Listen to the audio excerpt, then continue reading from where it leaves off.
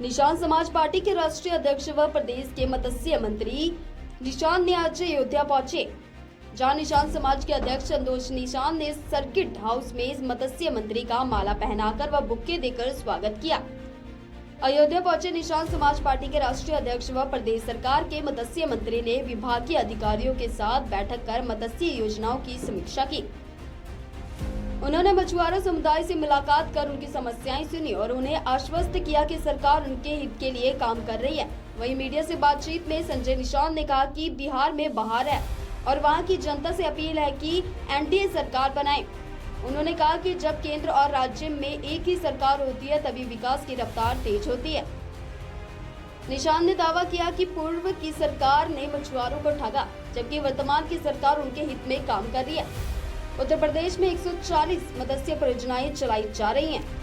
तो विधानसभा के कार्यकर्ता आए हैं, जो प्रमुख कार्यकर्ता हैं, जैसे गोसाईगंज है, बीकापुर है, अयोध्या है, यानी 7 बाउल है यहाँ। हम लगभग 80,000 से ऊपर हमारे मतदाता हैं। तो ऐसे लोगों को बताना जरूरी है कि उठा के जो है 70 साल से आपके शिक्षा, स्वास्थ्य, रोजगार, आपके आरक्षण, तो जो आरक्षण लूटे हैं उनका साथ छोड़ दीजिए, जो आरक्षण दे सकता उसका साथ आइए और साथ रहेंगे तभी मिल पाएगा।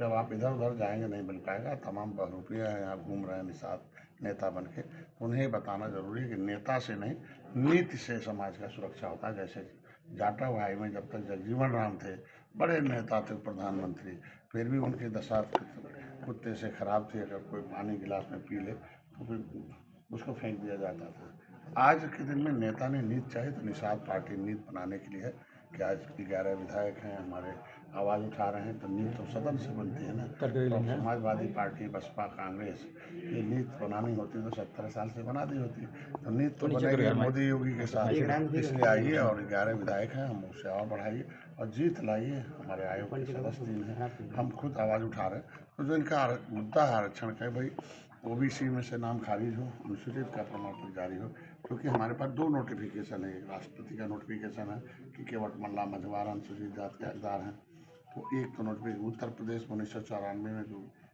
विपक्षी थे उन्होंने दूसरा एक अधिसूचना जारी कर दिया राज्यपाल से कि नहीं केवट मल्ला है, पिछड़ी अब खाएं खिचड़ी, तो वो पिछड़ी में डाल दिया, इसलिए भ्रमित है। फिर जब हमने आंदोलन किया 7 जून 2015 को, फिर राज्यपाल ने 31 दिसंबर 2016 को उसको जाते उन्होंने उसे संशोधित कर दिया कि अब केवट मल्ला का सब कहार एक बार बात हम भर राजभर प्रजापति नहीं पिछड़ी हैं, ये जो है अनुसूचित जाति के हकदार, इनका नाम ओबीसी से हटा के दूसरी सूची बनाई जाए। लेकिन कुछ ऐसे नेता हैं जो पिछड़ी में बंटवारा करना चाहते हैं। एक तो गैर संवैधानिक ढंग से हमारा अनुसूचित जात में से नाम इधर, अगर रामचरित्र निषाद दिल्ली से आके अनुसूचित जात सीट मछली शहर से लड़के सांसद हो सकते हैं, तो उत्तर प्रदेश के निषाद को भी अनुसूचित जात की सूची में लड़ाकर उन्हें भी विकास की मुखधारा में लाया जाए। मेरा बिहार में चुनाव बात की जाए तो बिहार में चुनाव हुआ है, पहले प्रथम की मतगणना हो चुकी है। अब अगर बात की जाए तो क्या देखते हैं चुनाव को लेकर के? बिहार में भी बाहर आए, वहाँ एनडीए सरकार आए, यही मेरी अपील है, क्योंकि केंद्र और राज्य में जब सरकार होती है तभी विकास होता है, तभी अभिभावक ठीक से काम करता है। वहाँ के भी मछुआरे 18% हैं, उनके भी आरक्षण के मुद्दे पर वो कर रहे हैं, क्योंकि पिछली सरकारों ने सबने ठगा है वहाँ के मछुआरों को।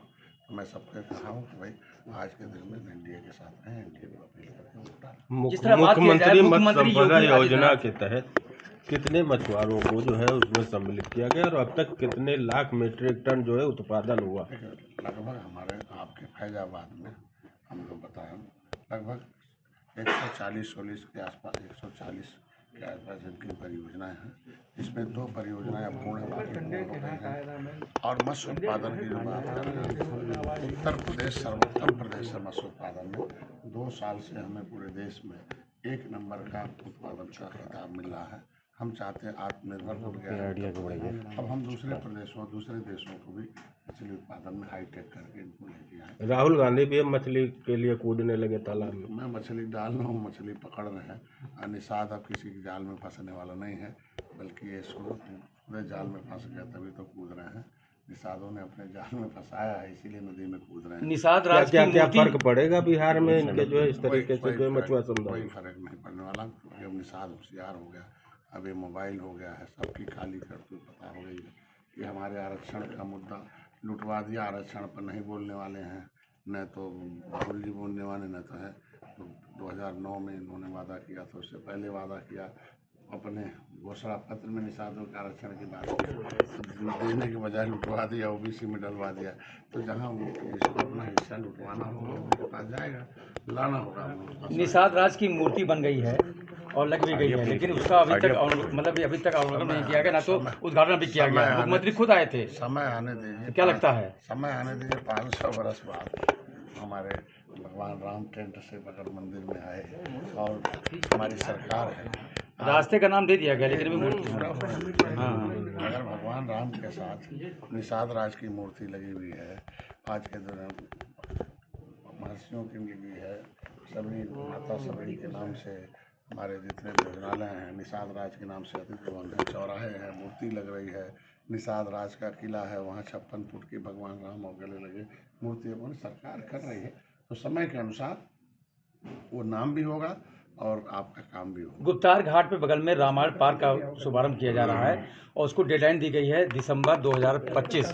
लेकिन अगर बात की जाए तो आपके निषाद राज की मूर्ति वहाँ स्थापित नहीं की गई है और सबकी मूर्ति वहाँ लगाई गई है। समय आने पर जहाँ जहाँ जरूरत होता है हमारे प्रशासन, हमारा समाज लगाने का। आज के दिन में सरकार जब आई, बहन जी आ गई, तो कोई कहीं कोई ऐसा और कोई चौराहा नहीं होगा जहाँ अम्बेडकर की मूर्ति न हो। और जो अम्बेडकर से एलर्जी रखते थे वो भी अम्बेडकर की पूजा करने लगे। उसी तरीके से निषादों और निषादों का जो दुर्व्यवहार करने वाले, विरोध करने वाले हैं, समय आने दीजिए।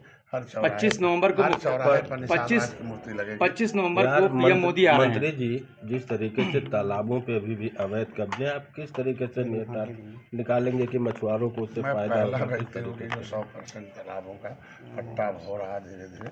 और निषाद हैं, ये खाली हम कहते हैं खाली मछली पालन नहीं, इनको कलम भी पकड़ाना है। तो दोनों काम करना, व्यापार की तरफ भी ले जाना, शिक्षा की तरफ भी ले जाना है। तो दोनों काम हो रहा है, पट्टे भी हो रहे हैं। जहाँ भी संज्ञान में आता है, जहाँ मतलब व्यापार करना बिना गारंटी के 3 लाख रुपये हमको मिलेगा। आप 4% ब्याज पर और आधार कार्ड हो, मछली पालन।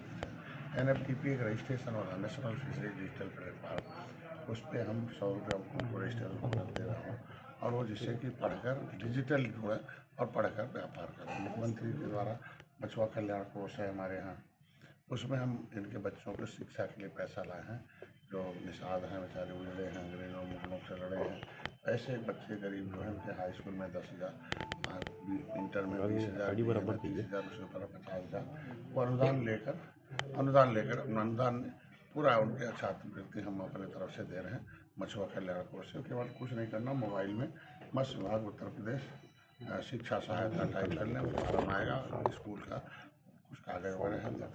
इनके लिए बेटी की शादी के लिए है उत्तर प्रदेश मत्स्य विभाग के वैवाहिक सहायता, इनकी चिकित्सा सहायता है। जिनके पास आयुष्मान भारत कार्ड न हो तो जाके जहाँ आयुष्मान भारत कार्ड का इलाज होता है वहाँ इलाज कराने 14 गंभीर रोग है उसको, या फिर वो कोई रोग हो तो 7 दिन भर्ती रहना, ये सब जानकार हो जाए। मुख्यमंत्री